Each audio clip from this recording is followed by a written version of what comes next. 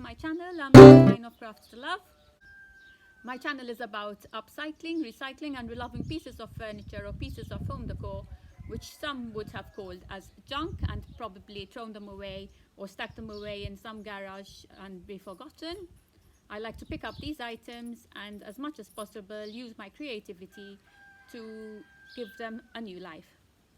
Some of you may not agree with today's transformation because it was something that maybe could have been used in some home decor, but it certainly wouldn't match in my home decor.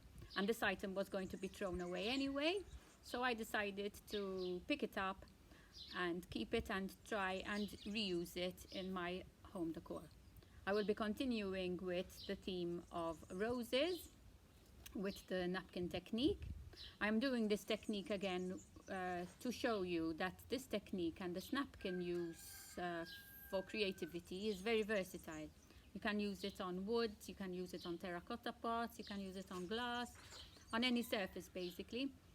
And it's always the same technique, different surfaces. Always very important to clean your surface before you apply the napkins. But other than that, it's a very simple technique and you can completely transform an item which you would have otherwise thrown away. So follow me in today's transformation and I hope you enjoy it. This is the metal tray I started with. I gave it a good clean before starting to paint it with this chalk paint. This is a white chalk paint. I love to use chalk paint because you don't need to prime the object, the surface you're going to be working on beforehand, and it gives a very matte finish, which I love. Since the tray has a very decorative border, I used a very thick and not so soft brush so I can get into the grooves with the paint. I ended up giving the tray 2 coats of paint from the front and the back. For those who may be worried about this transformation, before starting to paint, I did check whether this had a marking of real silver on it, but it had no markings at all. Here I'm starting the decoupage napkin technique. With a clean brush, I dip in water and trace around where I would like to my pattern to be.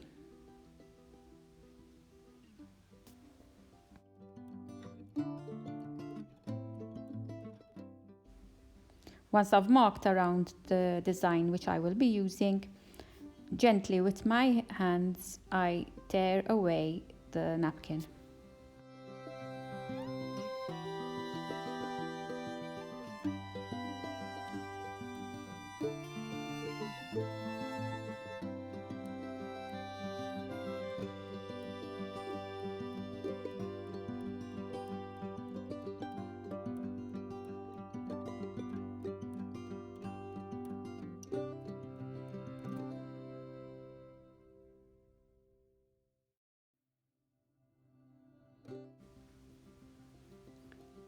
Then you peel off the top layer. The napkin comes in 3 ply and you will be needing just the top first ply, and you peel it off gently.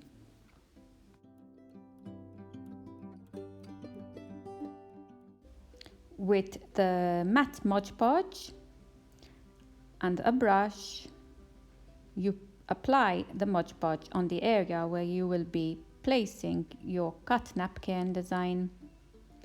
Gently place the napkin in place, and once again with the Mod Podge you go over the napkin on the top, working very gently not to tear the napkin. I usually like to work from the inside outwards.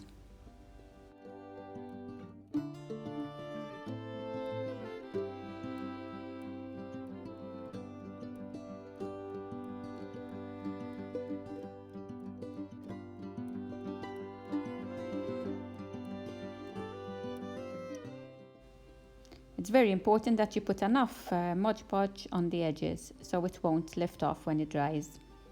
When this process is ready, leave to dry. I like to add stenciling to my decoupage projects. Here I'm placing the stencil down and putting some masking tape so my stencil won't move.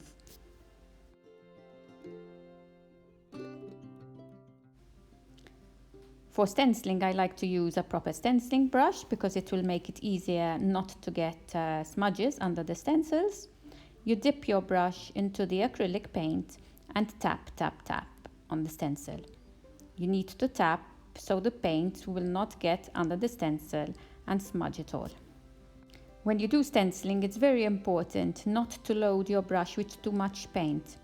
So if you can notice, I am tapping the excess paint on an empty part of the stencil, so I won't have too much paint on the brush.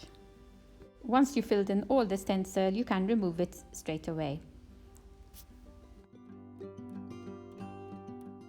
Whilst the paint is drying, I go out for a walk in the garden and I check on my rose bushes, which will soon be flowering.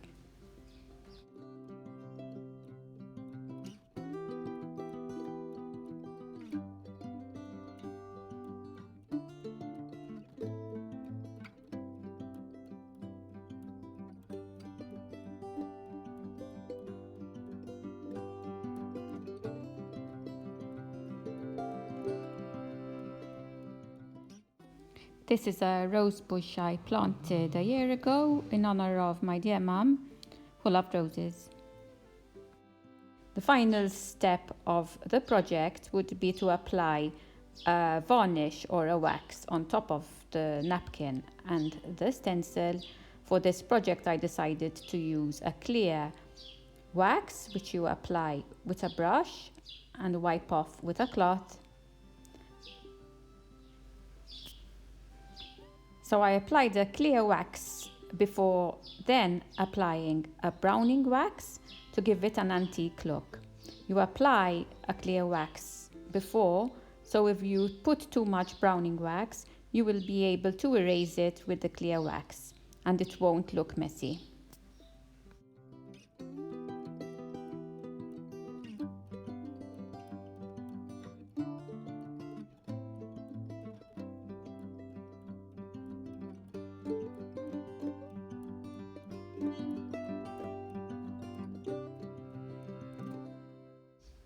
As you can see, the browning wax gives it that more antique look. I even put the wax underneath to protect the paint.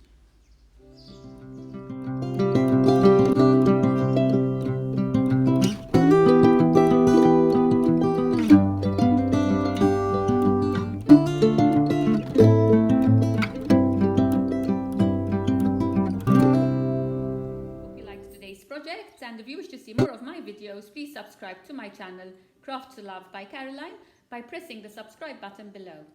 If you wish to be notified every time I upload a video, press the notification bell next to the subscribe button. If you have any friends who would be interested in watching my videos, please share my YouTube channel with them so they can also subscribe and enjoy these videos. Once again, thank you all for watching. Till my next video, stay safe and happy crafting. Bye bye.